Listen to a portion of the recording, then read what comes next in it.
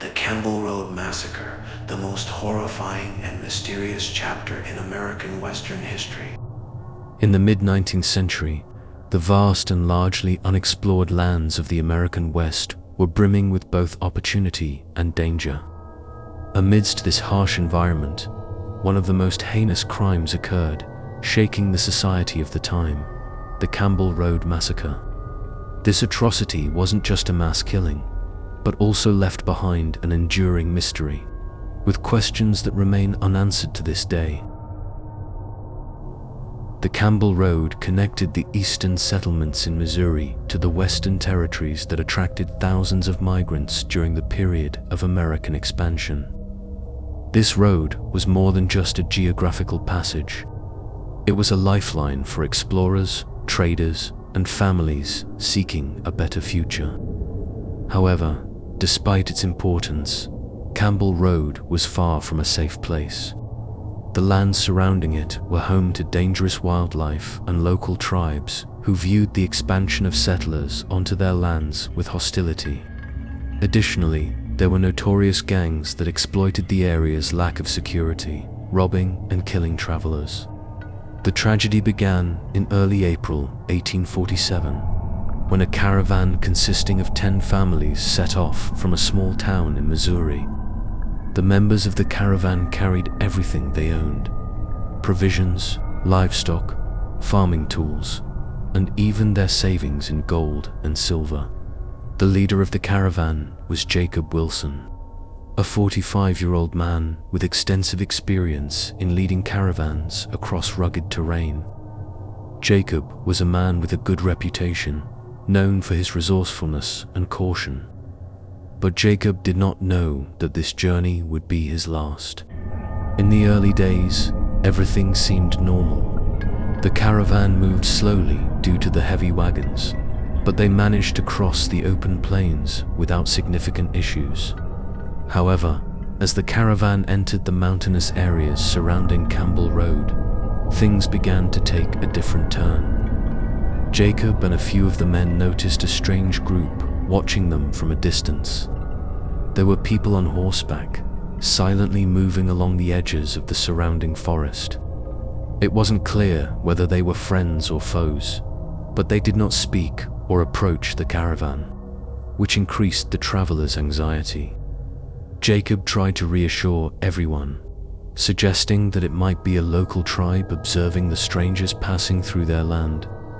But this explanation did little to comfort the caravan, especially with the repeated sightings of the group each day, as if they were deliberately trying to intimidate the travelers.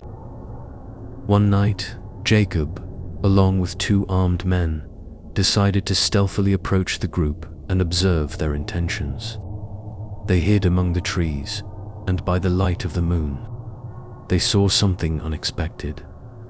The group consisted of around 20 men armed with various weapons, including rifles and knives, clearly planning to attack the caravan. When Jacob returned to the camp, he informed the others of what he had seen.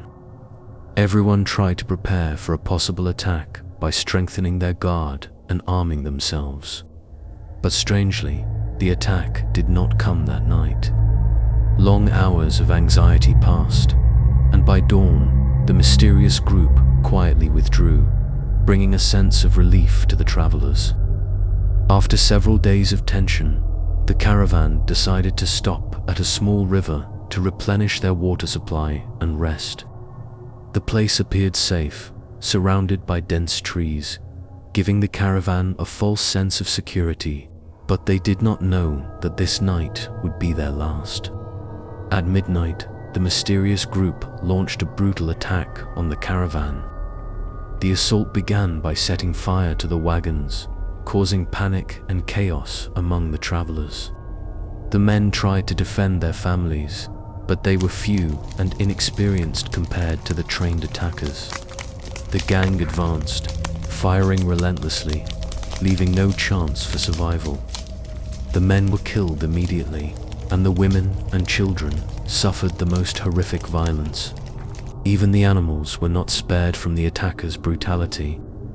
Several days later, some hunters discovered signs of the massacre. The wagons were completely burned, and the bodies were scattered everywhere. But the strangest part was that some of the bodies showed strange marks, as though they had been subjected to mysterious rituals before being killed. Local authorities struggled to make sense of what had happened. Was this a result of a conflict with local tribes, or was it the work of an organized gang? And why did the attackers leave behind the gold and valuables? With no witnesses or sufficient evidence, several theories emerged about the Campbell Road Massacre. 1. Highwaymen.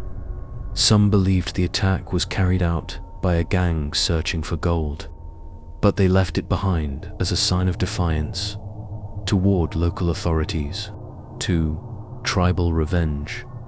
Others suggested that angry tribes attacked the caravan as revenge for the settlers' encroachment on their lands.